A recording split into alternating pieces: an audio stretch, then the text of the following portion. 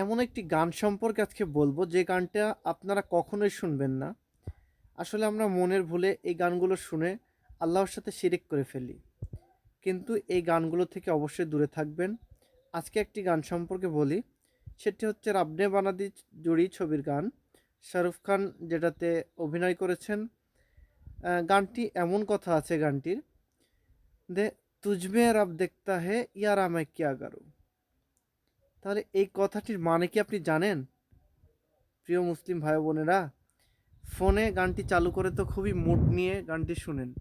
তুঝ মে রব দিখতা হ্যায় ইয়ারা मैं क्या करूँ। এই কথাটির মানে জানেন? নাউজুবিল্লাহ, আস্তাগফিরুল্লাহ। এই কথাটি ভুলেও যদি মুখে নিয়ে আসেন, আস্তাগফিরুল্লাহ পড়বেন। এই কথাগুলো নিজের মুখ দিয়ে বার করা মানে আল্লাহর সাথে শিরিক করা।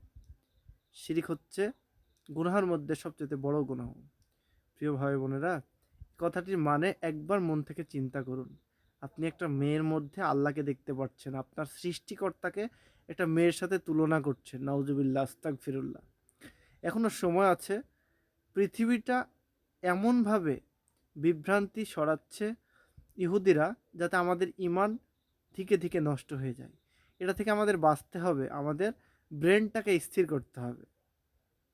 ভালো থাকবেন, সুস্থ থাকবেন। আমার চ্যানেলটি সাবস্ক্রাইব করে রাখবেন।